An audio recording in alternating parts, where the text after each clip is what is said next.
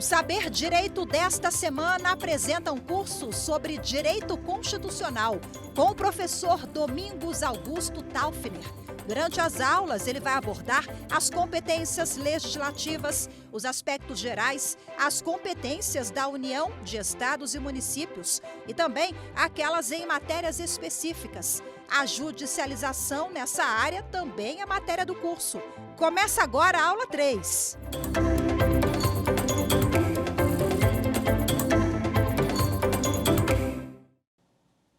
Este é o Saber Direito da TV Justiça. Estamos tratando de direito constitucional, de maneira mais específica sobre as competências legislativas. Hoje estamos na aula 3, em que vamos tratar justamente das competências dos estados, do Distrito Federal e dos municípios.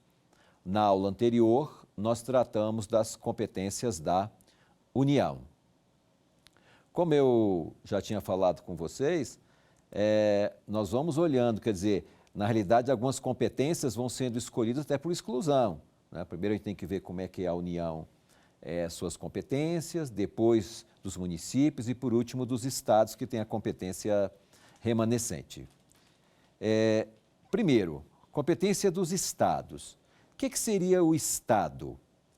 O estado também, federado, ele tem uma gestão complexa, não tão complexa igual à União Federal, mas ele tem uma gestão na medida que ele tem, eu tenho o Poder Executivo, temos o Poder Executivo que tem administração direta, indireta, uma série de questões aí, de áreas importantes, temos o Poder Legislativo, que é a Assembleia Legislativa, o Judiciário, que é o Tribunal de Justiça, sendo que alguns estados também podem ter justiça militar em termos de tribunal, e temos órgãos independentes, como é o caso da Defensoria Pública, do Ministério Público Estadual. E também temos o Tribunal de Contas, sendo que cada estado da federação tem seu Tribunal de Contas de estado. Alguns estados no Brasil são 3, que é o caso de Goiás, Pará e Bahia. O Tribunal de Contas do Estado é uma certa repartição. Existe um Tribunal de Contas do Estado que julga as contas, analisa, aprecia as contas do Executivo e julga dos demais administradores, mas só do Poder Estadual. E existe um Tribunal de Contas de Municípios, no plural, que julga as contas dos municípios como um todo. Mas apenas 3 estados que têm essa subdivisão. Na maioria dos estados do Brasil, o Tribunal de Contas do Estado, ele aprecia as contas tanto das autoridades estaduais quanto das municipais. Já que nós falamos de Tribunal de Contas, então tem 3 tribunais de contas do Brasil que são de municípios. Eles são vinculados, no caso de Goiás, Pará e Bahia, são tribunais de municípios, mas estão vinculados ao Poder Público Estadual. O que eles apreciam são contas municipais. Entretanto, nós temos no Brasil 2 cidades que têm tribunal de contas específico do município. Quais são? São as cidades de São Paulo e Rio de Janeiro, que elas já tinham antes da Constituição de 88. Porque após 88 não se pode mais criar Tribunal de Contas ou Conselho de Contas no âmbito estritamente municipal. Então, no município de São Paulo e o município do Rio de Janeiro, nós temos então cada um o seu TCM. Mas voltando aqui a falar do Estado, então o Estado tem essa complexidade aí, então é importante verificar no tocante ao Estado, depois nós vamos lembrar aqui quais são as competências dele. E basicamente nós vamos começar hoje com as competências concorrentes entre União, Estados e municípios, que na aula anterior nós falamos das competências privativas da União, mas não abordamos as competências concorrentes. Então, hoje, ao falar de competências dos estados, nós também estaremos referindo a competências da União, no caso das competências concorrentes. Mas e o município? O que é o município? O município já é uma gestão menos complexa do que a gestão estadual. Ele é formado pelo Executivo e pela Câmara de Vereadores. Eu já mencionei aqui na aula passada um detalhe importante, que o município não tem poder judiciário. Aqueles órgãos que estão lá no município, fórum e tudo, são vinculados ao poder público estadual e não o poder público municipal. O município será regido por uma lei orgânica, que deve seguir a Constituição Estadual e a Constituição Federal. E um detalhe também importante aqui, no meu caso específico, é que eu também fui vereador por 8 anos, isso há muito tempo atrás. Isso, de certa forma, me deu uma vivência dentro do Poder Legislativo Municipal, conhecendo um pouco como funciona, na prática, a elaboração das leis. Inclusive, eu fiz o curso de Direito depois de ter sido vereador. Eu vi primeiro o Direito na prática, para depois me interessar em ver na teoria. Inclusive, me levou a lançar um livro chamado Manual do Candidato e da Candidata a Vereador e Vereadora, lancei no ano 2000, depois 2020 teve a segunda edição, justamente no sentido de orientar candidatos para explicar um pouco como funciona o poder legislativo municipal, porque é importante que quem seja candidato entenda um pouco da campanha eleitoral, da legislação eleitoral, mas também entenda um pouco como funciona o orçamento, as leis municipais. Bom, feito aqui uma fala sobre o Estado e sobre o município, lembra, quando nós falamos da União, nós comentamos um pouco sobre os bens da União inicialmente. Então, vamos comentar agora um pouco dos bens dos Estados, que está no artigo 26 da Constituição. Basicamente, são as águas, as ilhas, o que tiver em seu domínio. Nós vamos excetuar aí a região costeira, vamos excetuar aí as ilhas, por acaso, fluviais, que sejam pertencentes à União, porque na realidade a regra é que as ilhas fluviais sejam pertencentes aos estados, e também a parte limítrofe, aquilo que está entre 2 estados ou está no estado em fronteira com outro país, tudo isso será bem da União. Então, muitos bens, a regra geral, que são dos estados, exceto a questão costeira, os mares e tudo, mas será da União aquilo que tiver limítrofe. Vimos aqui na aula passada, no 21, as competências materiais da União, depois as competências legislativas privativas da União e também no 23 da Constituição as competências comuns entre União, Estados e municípios e DF, que são competências de ordem material. Então,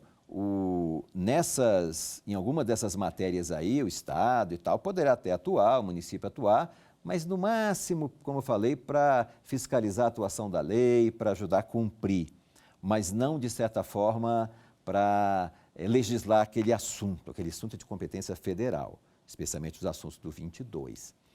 Agora, no artigo 24, que será agora o nosso objeto de estudo mais detalhado, será então o artigo 24, ele cuida das competências concorrentes, que é aquela competência em que a União faz as regras gerais, normas gerais, eu diria, mais especificamente, e os estados, e o Distrito Federal farão normas mais específicas. Então, essa é a competência concorrente. Importante o estudo das competências concorrentes é que elas que vão dar uma margem de muita interpretação, de muitas coisas. Primeiro que, por exemplo, o Estado, por exemplo, vai ser várias matérias aí, como direito tributário, previdenciário, várias matérias aí, ele vai realmente poder legislar, mas terá que seguir as normas gerais federais. Então, se ele não seguir, mesmo sendo da sua competência, ele vai ter problemas na sua execução, pode haver um questionamento judicial a essa lei. Tem situações também em que a União pode editar normas gerais, mas não pode interferir em normas específicas do Estado. Lembra que eu falei desde a primeira aula? Regra geral, são os estados e municípios que invadem a competência federal, mas também é possível acontecer, e já aconteceu, alguns casos de tentativa de invasão de competência da União para questões estritamente regionais, que é o Estado, ou locais, que é do município. Então, agora o caminho é nós pegarmos aí artigo 24. Compete a União, Estados, DF, só DF, desculpa, os municípios não estão aqui, eles não têm competência concorrente. Ocorre que algumas situações de interesse local, eles acabam também entrando um pouco nessa competência concorrente, embora não seria uma competência concorrente estrito sensu. Vamos ver aqui, artigo 24, 1. Primeiro aqui, ó, direito tributário, financeiro, penitenciário, econômico e urbanístico. E no item 2, orçamento. E aí, o que seria, eu até já falei na aula passada essa questão, direito financeiro e a União tem direito monetário, né? Qual é o alcance de cada regra dessa? Vamos então ver cada um, aqui é importante nós vermos cada um. Direito tributário, ele vai regular a cobrança dos impostos, os tributos, né, que são impostos, contribuições, taxas, e teremos na próxima aula, dentre as matérias específicas, um estudo sobre as competências para legislar em matéria tributária. Há toda uma normatização, um pouco à parte aqui, que está no sistema tributário nacional. Já o direito financeiro, ele regula a atividade financeira do Estado, especialmente que também vai junto, de certa forma, confunde um pouco com o direito orçamentário. Por que o nome direito financeiro? É porque a nossa principal lei de direito financeiro é uma lei 4.320/64, uma lei anterior à Constituição, que foi recepcionada como lei complementar. Acontece muito isso. Aconteceu com essa lei, o Código Tributário também nacional. Na época que o Código Tributário Nacional foi editado e que a Lei 4.320 foi editada, tanto a matéria tributária quanto a matéria financeira não havia obrigatoriedade de ser feita por lei complementar. Aí veio a Constituição de 88 e obrigou que essas matérias fossem feitas por lei complementar. Aí a Constituição nova recepcionou essas matérias, na parte delas que não vão contra a Constituição, a famosa teoria da recepção, recepcionou essas matérias, inclusive com força de lei complementar. Mas voltando aqui à questão da nomenclatura de direito financeiro, é porque essa lei nominou direito financeiro como atividade financeira do Estado. Então, ela acabou, a partir daí, gerando o nome direito financeiro. Então, quando eu falar de direito financeiro, entenda-se a atividade financeira do Estado e não a atividade financeira geral da sociedade, a questão do Banco Central, moeda, a política econômica, está fora do direito financeiro propriamente dito. Né? Porque a questão monetária, por exemplo, é privativo da União. O direito financeiro é competência concorrente entre União e Estados. Temos também o direito orçamentário, que, de certa forma, ele se confunde com o direito financeiro, né, que segue, além da Lei 4.320, também a Lei de Responsabilidade Fiscal, que é uma norma geral tanto para direito financeiro quanto para o direito orçamentário. E nessa competência orçamentária, a União, Estados e aí também os municípios vão a cada 4 anos fazer o seu plano plurianual, que é o PPA, e a cada ano fazer uma LDO, que é a Lei de Diretrizes Orçamentárias, e uma LOA, que é a Lei Orçamentária Anual, seguindo, é claro, a Constituição e as normas gerais federais. Mas também temos aqui, nesse capítulo, direito penitenciário e direito econômico. São duas questões também que podem gerar dúvidas. Por quê? Olha bem, o direito penitenciário pode ser confundido em algum momento com o direito penal, porque cuida de penas e tal. E o direito econômico pode ser confundido com o direito, por exemplo, civil, empresarial, não é isso? Então, vamos verificar agora o que diz cada um. Direito penitenciário, ele tem a ver com o cumprimento das penas. A principal lei federal sobre isso é a Lei de Execuções Penais. Então, nessa matéria, a União faz as normas gerais, e é uma norma geral muito extensa, e o município faz suas normas específicas, mas, na realidade, é um tipo de norma também geral que ocupa grande parte da questão, já que essa questão de ordem penal é uma questão que tem um interesse nacional maior. Mas o Estado pode, sim, fazer uma certa normatização, porque ele que cumpre essa execução penal, especialmente as penitenciárias e tudo mais. Claro, tem as penitenciárias federais, mas também teremos principalmente as estaduais, que têm o maior número de detentos. E por último, temos o direito econômico. Então, direito civil, comercial, é o quê? União. Mas o direito econômico, ele vai ser competência concorrente entre União e Estados, IDF. E aí, o que tem a ver o direito econômico? O que tem a ver com a concorrência? Ele liga o direito à economia. Você vai lá no artigo 170, tem os princípios, que regem, que tem que ser a propriedade privada, mas com uso social, a livre iniciativa, o direito concorrencial, a defesa do consumidor, a defesa do meio ambiente. Então, o direito econômico, ele, de certa forma, junta isso tudo. Temos uma lei, inclusive, que é a Lei 13.874/2019. Ela é uma lei mista, ela não é só de direito econômico, na medida que ela ajuda a interpretar o direito civil, empresarial, e também econômico e urbanístico. E ela, nessa lei da liberdade econômica, que é a 13.874/2019, nos seus primeiros 4 artigos, ela expressamente se coloca como normas gerais em matéria de direito econômico. Então, direito econômico, olha essa lei, esses 4 primeiros artigos que são as normas gerais que têm que ser seguidas. E o direito urbanístico? Na realidade, o próprio nome já diz que envolve as questões urbanas, mas ele não regula apenas o solo, ele regula as questões de moradia, lazer, as várias funções sociais da cidade estão reguladas pelo direito urbanístico, sendo que a principal norma geral do direito urbanístico, amanhã na próxima aula vamos ver isso, é o Estatuto da Cidade. E com o tempo você vai perceber, analisando situações que vão diferenciar, por exemplo, o direito urbanístico daquelas regras de direito civil, que também tem regras de direito de vizinhança. Então, em alguns momentos, o direito urbanístico vai ter limites com o direito civil.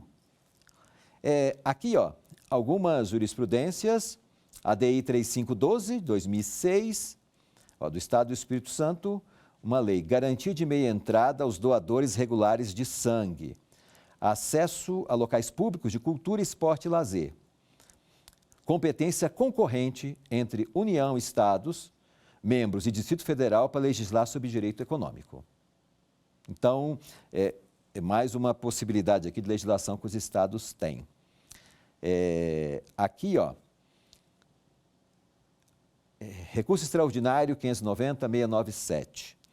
A iniciativa de leis que versem sobre matéria tributária é concorrente entre o chefe do Poder Executivo e os membros do Legislativo. As circunstâncias de as leis que versem sobre matéria tributária poderem repercutir no orçamento do ente federado não conduz à conclusão de que sua iniciativa é privativa do chefe do Executivo. Explico melhor isso. Agora vocês vão entender a importância de, tecnicamente, vocês conseguirem diferenciar direito tributário de direito financeiro e orçamentário. Mas por que em alguns momentos a situação se confunde? E por que essa diferenciação é importante? Porque existe no processo legislativo algo chamado iniciativa privativa do Executivo. Algumas matérias de natureza administrativa, elas têm só o Poder Executivo que pode iniciar o projeto. Até um tempo atrás, entendia-se que tanto tributário quanto orçamentário teriam iniciativa privativa do Executivo. Mas, com o tempo, a jurisprudência evoluiu. E hoje, realmente, na questão orçamentária, está expresso na Constituição que a iniciativa é do Executivo. Mas nas questões de direito tributário, de tributos, impostos, é possível, desde que respeite as regras, porque também você não pode, tributos têm muitas limitações, a Assembleia, o Legislativo Municipal, Estadual e Federal podem propor leis tributárias. E aí, algumas vezes, quando você mexe na tributação, reduz, por exemplo, um tributo, você impacta no orçamento. O que o STF entendeu? Que mesmo tendo esse impacto, essa matéria não perde a natureza tributária. Então, se ela tem natureza tributária, pode ter iniciativa privativa do Executivo. Aliás, desculpa, a iniciativa pode ser do Legislativo. Agora, essa matéria é puramente orçamentária, aí não. É só o executivo que pode iniciar o projeto de lei. Outras questões também, juntas comerciais, que é possível, né, que elas que registram as empresas, então é a legislação concorrente entre a União e Estados. Custa dos serviços forenses. Nós vamos ver que nessa matéria judicial tem várias... A União tem a competência privativa para legislar direito civil, penal, processual, especialmente aqui, mas os estados têm algum pouco de competência concorrente em matérias também vinculadas ao processo, ao judiciário. Uma dessas são as custas dos serviços forenses. Tem a questão da produção e consumo, então a questão dos direitos do consumidor, também o Estado tem uma capacidade legislativa. No item 6, fala da questões ambientais, florestas, caça, pesca, conservação da natureza, defesa do solo, proteção do meio ambiente, controle da poluição, também competência concorrente. A União não tem competência privativa nessa área ambiental. E também proteção do patrimônio histórico, cultural, artístico, turístico e paisagístico. Temos aqui uma jurisprudência, ADI 6672. A possibilidade de complementação da legislação federal para o atendimento de interesse regional não permite que o Estado-membro simplifique o licenciamento ambiental para atividades de lavra garimpeira, esvaziando o procedimento previsto em legislação nacional. Ocorre que, em regra, em termos de competências ambientais, vale aí a medida mais protetiva. Então, por exemplo, se a União protege o meio ambiente e determina alguns requisitos, não pode o Estado e o município reduzirem esses requisitos para, por exemplo, o licenciamento ambiental. Quer dizer, eles podem aumentar os requisitos, terem regras mais protetivas. Então, União, estados e municípios podem ter regras mais protetivas que a União. É claro que isso tem um limite. Qual é o limite? Da razoabilidade, da proporcionalidade. Também você não pode ter regras exageradas que inviabilizem toda a atividade econômica. Mas é uma questão que vai ser analisada no caso concreto. Mas, por regra geral, você não pode reduzir aquilo que a União restringiu em termos ambientais, porque é importante aí a maior proteção ao meio ambiente. O próximo inciso aqui é o 8º, responsabilidade por dano ao meio ambiente, ao consumidor, a bens e direitos de valor artístico, estético, histórico, turístico e paisagístico. Pode reparar que são temas realmente correlatos em relação àqueles que eu já falei anteriormente. O 9º aqui, educação, cultura, ensino, desporto, ciência, tecnologia, pesquisa, desenvolvimento e inovação. Lembra que eu falei? Quer dizer, educação, privativo da União para legislar sobre diretrizes e bases da educação nacional. Mas os estados também têm a competência concorrente junto com a União para legislar sobre educação de maneira mais ampla, respeitando, é claro, as regras da União. Isso também os municípios vão poder ter esse regramento. Olha aqui uma jurisprudência. É constitucional a lei estadual que prevê a instalação de dispositivos de segurança nas agências bancárias, considerada a competência concorrente entre União e Estados federados para legislar em matéria de segurança nas relações de consumo. Agravo regimental número 1013975, 2017. Então, porque na questão bancária, nessa questão bancária, é uma questão que, especialmente a questão municipal, envolve muitas polêmicas. É que, por exemplo, não pode, por exemplo, o Estado e o município querer mudar o horário de funcionamento dos bancos, porque é interesse nacional, já houve decisão do Supremo, inclusive, nesse sentido. Mas questões para dar mais segurança ou para adequações urbanísticas das agências bancárias, é possível legislar, ou também na questão do direito do consumidor. Aqui também tem uma jurisprudência, ADI 4167. É constitucional a norma federal geral que fixou o piso salarial dos professores do ensino médio com base no vencimento e não na remuneração global. Competência da União para dispor sobre normas gerais relativas ao piso de vencimento dos professores. ADI 4167, 2011, que ela foi julgada. O que acontece aqui?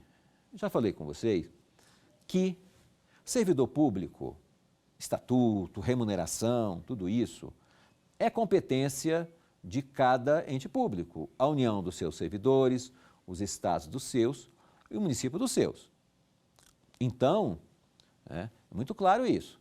Só que existem algumas exceções, que a Constituição, quando criou, por exemplo, os fundos de apoio à educação básica, ela criou também essa possibilidade do piso, isso por emenda constitucional, e também ela complementa valores para estados, especialmente para municípios que não têm condição de pagar os professores.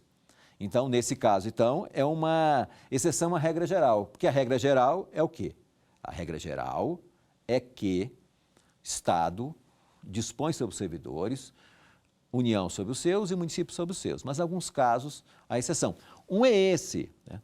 Outros, por exemplo, que já posso falar aqui de imediato, que casos de exceção, são dois.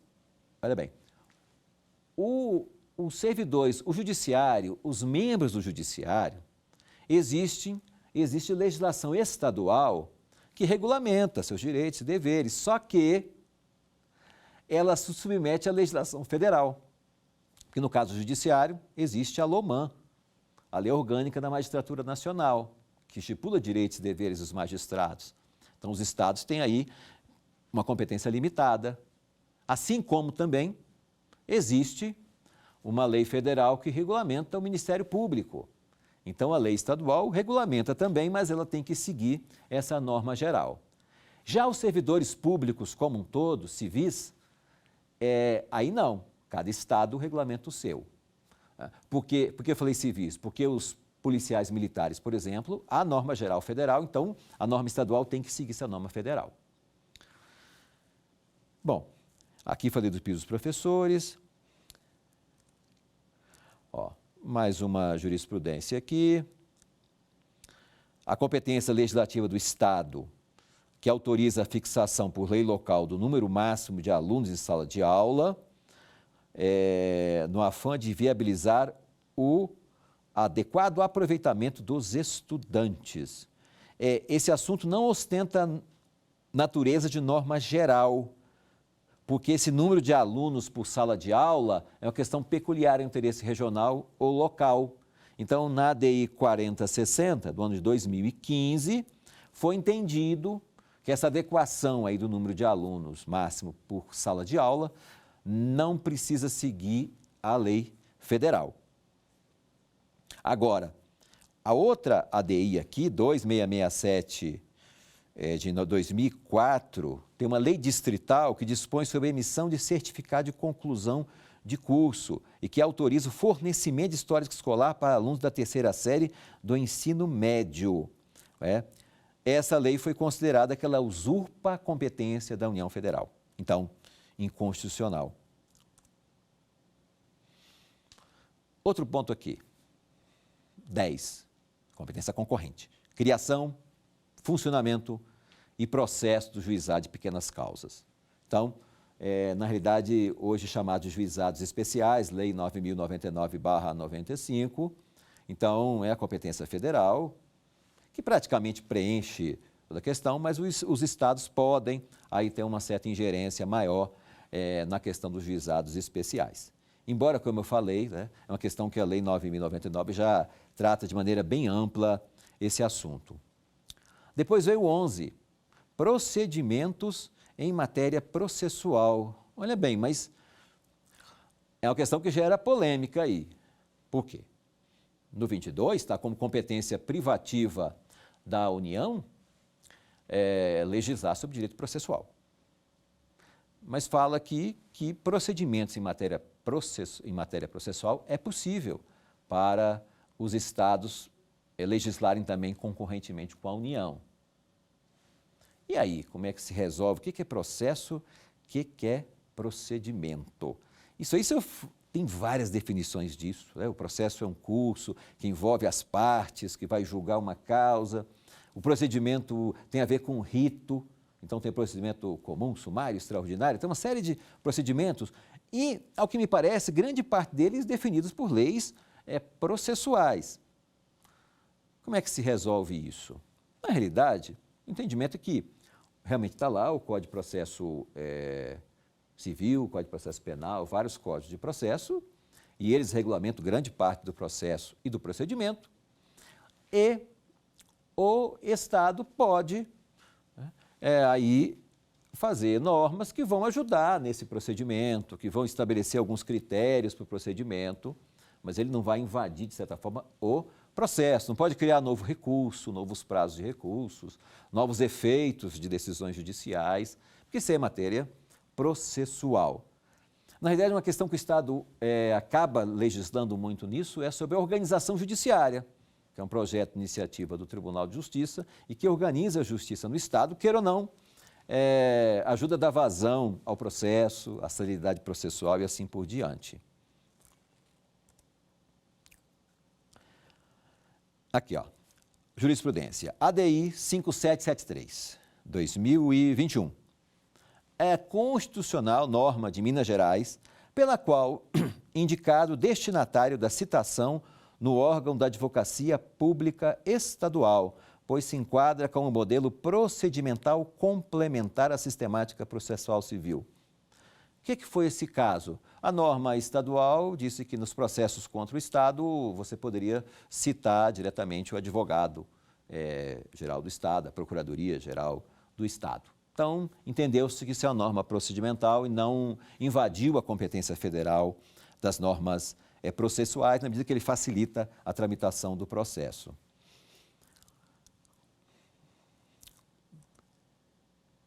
Aqui, ó, outro ponto. A legislação que disciplina o inquérito policial não se inclui no âmbito estrito do processo penal, pois o inquérito é procedimento submetido nos limites da competência legislativa concorrente. Então, o inquérito policial, que, de certa forma, ele, no processo penal, ele antecede o próprio processo penal, ele é procedimento. Então, o Estado pode legislar, é claro, submetendo às normas federais. E aí aquela parte do Código de Processo Penal que fala sobre inquérito vai servir como norma geral para o Estado, então, normatizar melhor nas questões específicas o inquérito policial, mas não vai poder fugir da normatização federal. Ó, criação por lei estadual de varas especializadas em delitos praticados por organizações criminosas, ADI 4014, 2013. Também houve entendimento que isso é constitucional, porque a criação de varas, ela tem a ver com os procedimentos, com a organização judiciária, que é competência estadual. Então, não invade a competência federal. Bom, mais um ponto aqui, é o 12. Previdência Social, Proteção e Defesa da Saúde.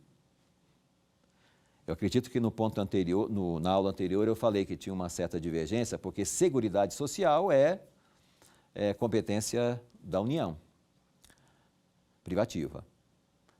E Previdência faz parte da Seguridade, Previdência e Saúde. Mas aqui, ele então também coloca Previdência e Saúde como competência, o quê? Concorrente entre Estados, entre União, Estados e DF. E aí, basicamente, foi aquilo que eu já falei na aula passada. Aquilo que foi regime geral de Previdência, claro, é a União, totalmente. Aquilo que é regime próprio, aí a União, Estados e municípios, respeitadas as regras gerais, aí vão poder seguir. Né? Sendo que com a reforma da Previdência, agora mais recente, a 103, a emenda 103/2019, houve uma pequena alteração em que, para legislar sobre idade mínima e outros critérios de aposentadoria, os estados e municípios obtiveram competência plena. Então, a União regula algumas normas, mas no tocante à idade mínima e outros requisitos de aposentadoria de servidor público, os estados e os municípios podem seguir o que a União fez na reforma, podem não seguir ou podem extrapolar e colocar regras mais rigorosas ou menos rigorosas. Então, perdeu-se aquela uniformidade da Previdência do servidor público, que existia até a Emenda Constitucional 103/2019. Na saúde, né, nós temos aí a disciplina da saúde, a Lei 8.080 e também a Lei 13.979/2020 na questão do coronavírus, que regulamentam a questão da saúde, que é também de competência concorrente. Inclusive, tivemos aqui, é bom ver que a DPF 672, na época do coronavírus, basicamente aqui, tendo em vista a condução confusa do governo federal e que poderia trazer sérios riscos à saúde da população e o próprio ordenamento jurídico, o STF determinou que não compete ao Poder Executivo Federal afastar unilateralmente as decisões dos governos estaduais, distrital e municipal que, dentro da competência constitucional, adotem medidas necessárias de restrição, que são recomendações da OMS. Então, a DPF 672, que foi feita especialmente que foi editada na época da pandemia do coronavírus. O outro ponto aqui é o inciso 13, assistência jurídica e defensoria pública. Nesse caso aqui, a 80/1994, ele edita aí a questão de normas gerais, essa lei complementar 80/94 é a que indica normas gerais para as defensorias estaduais e, ao mesmo tempo, normas específicas para a Defensoria Pública da União, a DPU. Isso aqui, inclusive, eu tive um caso prático, na época que eu estava no Ministério Público de Contas, e que nós analisamos registro de admissões, aposentadoria e pensões, que essa lei, por exemplo, a lei federal, ela tem como, no artigo 26, parágrafo 1º, sobre os requisitos de prática, considera como atividade jurídica o exercício da advocacia, o cumprimento de estágio de direito reconhecido por lei e o desempenho de cargo, emprego ou função de nível superior de atividades eminentemente jurídicas. Teve um edital de um concurso para defensoria em que exigia-se falava o seguinte, que a prática jurídica do defensor, que no caso aqui 2 anos, era somente o trabalho enquanto advocacia. Ele não permitia esses outros aqui, porque muitas vezes tem pessoas que exercem alguns cargos como delegado, como auditor fiscal, são cargos incompatíveis com a advocacia. E aí, essa pessoa teria todas as condições de ser um bom defensor público. Então, até que a lei federal permite a prática jurídica aí, das atividades eminentemente jurídicas, não necessariamente a advocacia. E aí, então, foi considerado inválido esse edital que exigia. Então, foi permitido às pessoas que não tinham advocacia, mas tinham outras formas de práticas jurídicas, a ser admitida como defensor público, respeitando a norma geral, que é a Lei Complementar 80/94. O 14 tem a proteção e integração social das pessoas portadoras de deficiência. O 15, proteção à infância e à juventude. A 16, organizações, garantias, direitos e deveres das polícias civis. Atualmente existe uma mobilização no Congresso para editar essa lei, que não foi editada ainda. E aí o importante da competência concorrente são os 4 parágrafos que tem ao final do artigo 24. Primeiro, no âmbito da legislação concorrente, a União diz respeito apenas às normas gerais. Estados, normas específicas. Então, quer dizer, e a competência da União, ela não exclui a competência do Estado da sua competência suplementar, que é o parágrafo 2º. O parágrafo 3º vai dizer o seguinte: se não existir nas matérias do artigo 24 norma geral federal, o Estado, então, exerce competência plena. Mas aí, o Estado exerceu a competência plena, fez uma lei lá, e aí surgiu uma lei federal de normas gerais naquele assunto. O que fazer? Aí o que resolve é o parágrafo 4º, que diz que a superveniência de lei federal suspende a lei estadual.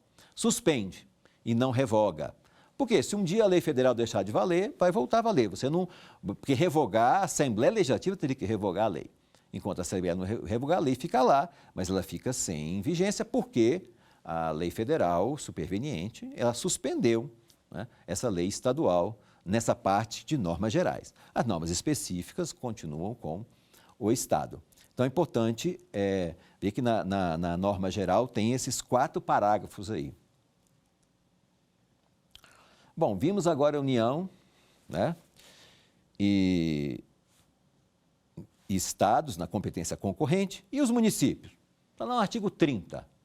Primeiro, legislar sobre assuntos de interesse local. Se o interesse é local, é possível. O que é o interesse local? É o interesse da cidade, das vilas, aquele que não interfere com outro município.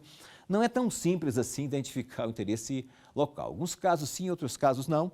Então, é um conceito aberto que gera uma certa polêmica, por isso que não há assim, uma decisão só para cada caso. Depende efetivamente daquela situação que está ocorrendo. Inclusive, súmula vinculante 38. É competente o município para fixar horário de funcionamento de estabelecimento comercial. Claro que o município pode. Agora, o município também não pode exagerar, querer que a atividade econômica funcione só 4 horas por dia ou quase não funcione, porque aí está extrapolando o princípio da razoabilidade, da proporcionalidade, da liberdade econômica. Então, tudo tem limite. A competência de ninguém ela é totalmente ilimitada.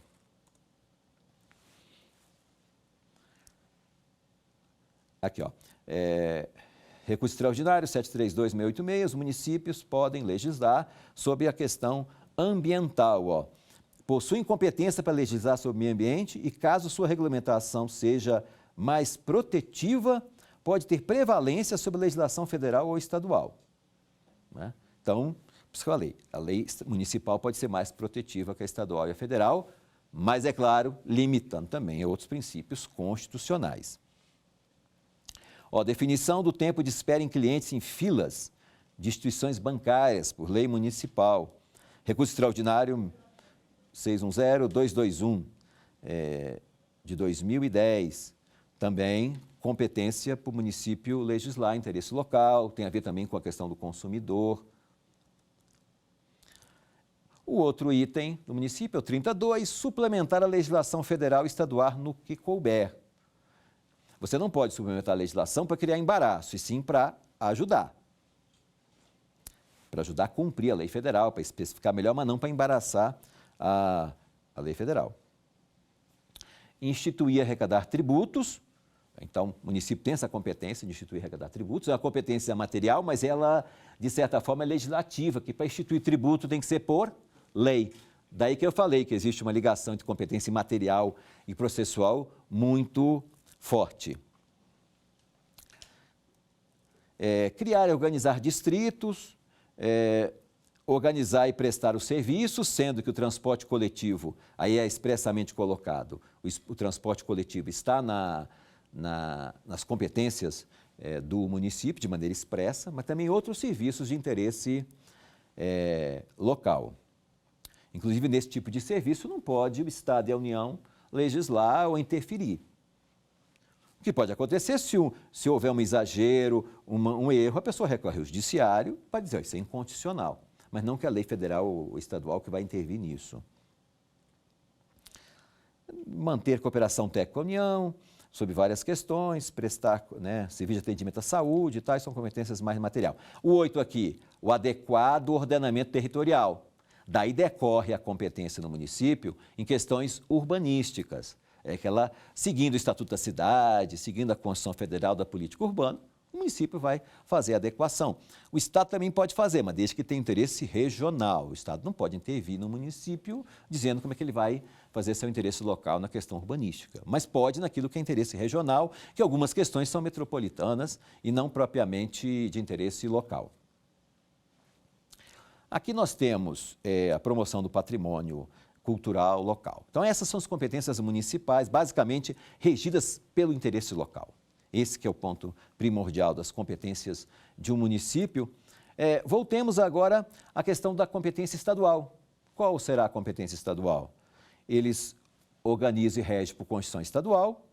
observados os princípios desta Constituição. Aqui, por exemplo, é incompatível com o modelo previsto no artigo 50 da Constituição Federal, a ampliação pelo Constituinte Estadual do rol de autoridades sujeitas à fiscalização do Poder Legislativo. ADI 5289. Foi a Constituição Estadual de São Paulo que inseriu que também a Assembleia poderia convocar o Procurador-Geral de Justiça. E a Constituição Federal não pode convocar, o Congresso não convoca o Procurador-Geral da República. Então, nesse caso, a Constituição de São Paulo fugiu à simetria. Para os estados, o importante é o parágrafo 1º do artigo 25.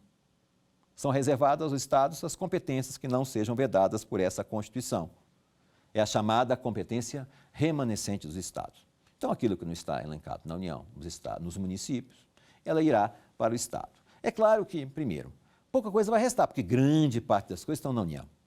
E depois, muitas questões de interesse local estão nos municípios. Então, uma das questões, um exemplo que se usa dessa competência remanescente é a questão do transporte.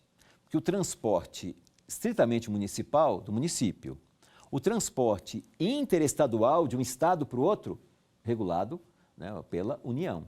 Já o transporte intermunicipal é o estado que vai fazer a sua concessão. Então, quando tem transporte intermunicipal, quem regula isso, quem coordena isso é o Estado. Embora, é claro, lembrando que legislar sobre transporte é competência privativa da União. O Estado aí vai ter mais uma competência administrativa nesse caso. Aqui fala no parágrafo 2º, os estados cabem explorar o serviço de gás canalizado, na forma da lei, e vedou aqui medida provisória. Porque a medida provisória é possível ter no Estado. Tem na União e o Estado pode ter ou não ter. Mas para o caso de gás canalizado, não, a regulamentação legal disso não pode ser por medida provisória. Está expressamente aqui na Constituição. No parágrafo 3º fala que, por lei complementar, os estados podem instituir região metropolitana, aglomerações e micro-regiões, porque realmente é um interesse aí, não é simplesmente local de cada município, sim, ele é regional. Também no artigo 125, observem lá que tem as competências em matéria da Justiça Estadual, da organização judiciária.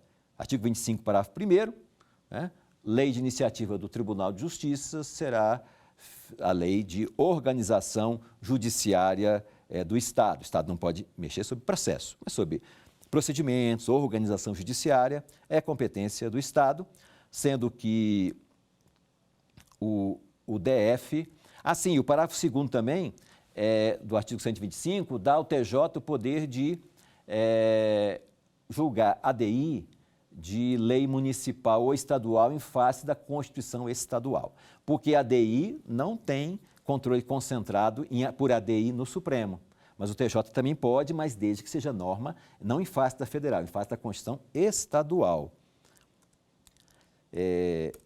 Aqui o seguinte, então, isso é mostrar para vocês que a competência estadual está pouco enumerada na Constituição. Ela é muito forte na questão das competências concorrentes do artigo 24 e naquelas competências que não estiverem com os outros entes da federação. Vamos agora ao nosso quiz, para nós então podermos conferir melhor aqui como é que está o nosso conhecimento.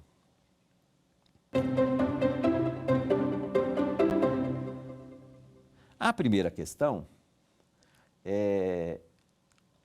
ela é da FGV, o concurso de Mato Grosso do Sul, defensor público, e é o seguinte, o município Alfa editou a lei estabelecendo alguns balizamentos para atividade de transporte privado individual de motoristas cadastrados em aplicativos, o que gerou grande insatisfação junto aos destinatários da norma. À luz da Constituição, o município Alfa, realmente questão de transporte causa dificuldades. A. Pode legislar sobre a matéria, pois se trata de interesse típico local, de competência privativa do município. B. Pode legislar sobre a matéria para fins de regulamentação e fiscalização e deve observar os parâmetros da lei federal. C. não pode legislar sobre a matéria, pois compete privativamente à União legislar sobre trânsito e transporte. E letra D, pode legislar sobre o transporte local, observadas as leis federais e estaduais, vedando, restringindo ou regulamentando. E aí, qual será a resposta? Qual será a resposta correta, né, para isso aqui? Olha bem, resposta correta, letra B. Explico o porquê agora. Primeiro, não é um interesse, a questão do transporte, ele não é um interesse típico local, de competência privativa do município. Já a letra B é que existe uma lei federal de 2018, porque deu muita polêmica a questão de transporte por aplicativo no Brasil, deu muita polêmica sobre isso. Então, tem uma lei federal de 2018 que disciplina isso e ela diz que os municípios poderão regulamentar o transporte de aplicativo. Mas existem, inclusive, decisões anteriores judiciais dizendo que o município não pode impedir.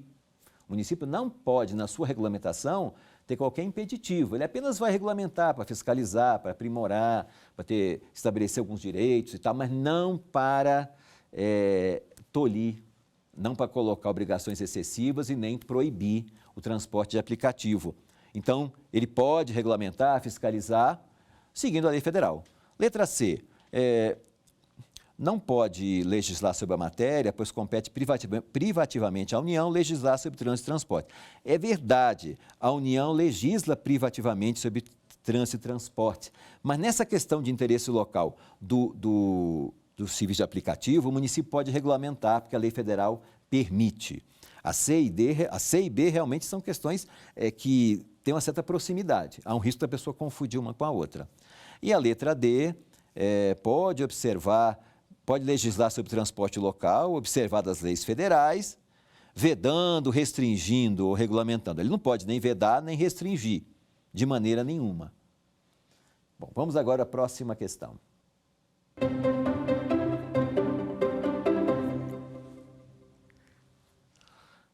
À luz da jurisprudência e das normas constitucionais no que concerne a repartição de competências entre os entes federados,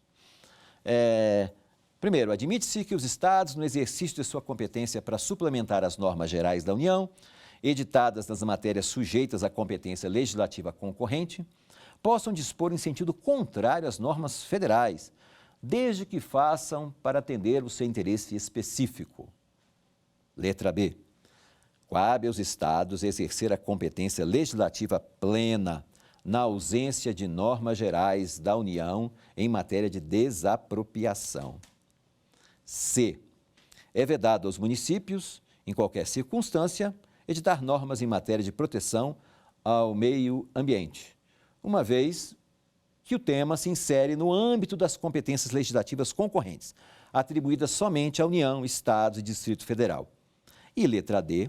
A edição de normas em matéria de direito financeiro e de orçamento sujeita-se ao regime das competências legislativas concorrentes, atribuídas à União, Estados e Distrito Federal.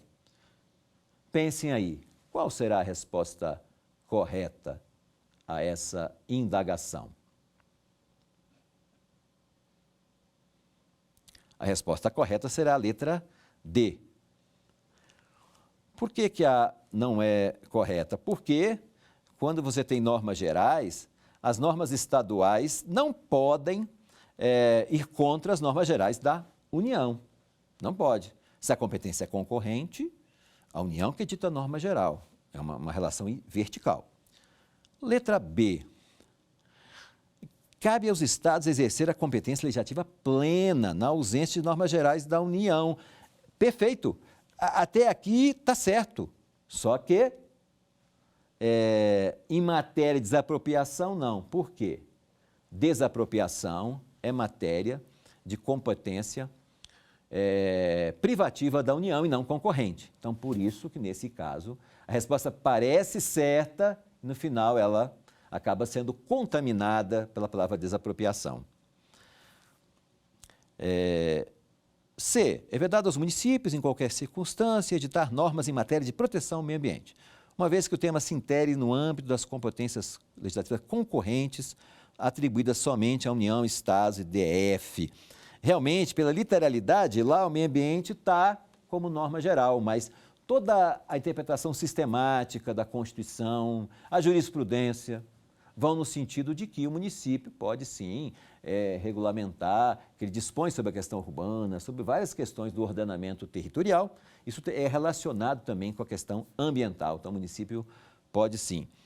Por que fala? Em qualquer circunstância é vedado. Então, e letra D, a edição de normas em matéria de direito financeiro e orçamento, regime de competências legislativas concorrentes. É verdade. Então, realmente, direito tributário, direito financeiro, competência concorrente, por isso que a resposta correta, letra D. Essa questão aqui foi da analista judiciário TRF 4ª Região em 2019, Fundação Carlos Chagas. Vamos agora à próxima questão.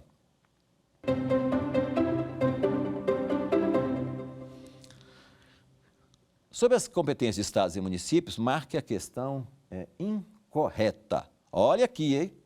Está pedindo a incorreta. Primeira, os estados poderão, mediante lei ordinária, instituir regiões metropolitanas, aglomerações urbanas e microrregiões, constituídas por agrupamentos de municípios limítrofes, para integrar a organização, planejamento e execução de funções públicas de interesse comum. Essa é a letra A. Vamos ver a letra B. São reservadas aos estados as competências que não lhes sejam vedadas pela Constituição Federal. C. O município será regido por uma lei orgânica que, dentre outras coisas, deverá seguir os princípios da Constituição Federal e Constituição do respectivo Estado. E D. A organização judiciária e do Ministério Público do DF, Distrito Federal, é de competência privativa da União. E aí, qual resposta que vocês devem marcar aqui? Qual é a incorreta dessas 4 assertivas? Vamos ver aqui então?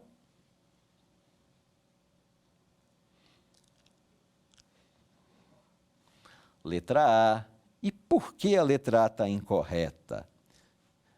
É o seguinte, porque realmente cabe aos estados instituir região metropolitana. Entretanto, a região metropolitana do estado tem que ser feita por lei complementar e não lei ordinária. Então, isso contamina a questão e faz que esteja errada. A segunda está certa, que é a competência remanescente, que é dos estados. A terceira, o município tem a sua lei orgânica, que segue a Constituição do Estado e a federal. E a letra D, inclusive a letra D é aquela diferença que tem entre o Distrito Federal e os estados. Lembra aqui que eu falei com vocês que o Estado, aliás, o Distrito Federal soma as competências do Estado, o Distrito Federal soma as competências do Estado e dos municípios, mas com algumas diferenças. E aqui está uma delas, talvez a principal. Quem organiza o Poder Judiciário e o Ministério Público do Distrito Federal é a União e não o próprio DF. Na próxima aula trataremos de competências específicas. Saúde, educação, meio ambiente e principalmente urbanístico e tributário. Saber Direito é um programa da TV Justiça, é o Supremo Tribunal Federal levando conhecimento ao nosso público. Quer dar alguma sugestão de tema para os cursos do Saber Direito? Então mande um e-mail para a gente, saberdireito@stf.jus.br. Você também pode estudar pela internet. Acesse o nosso site radioetvjustiça.jus.br ou pode rever as aulas no canal do YouTube, @Rádio e TV Justiça.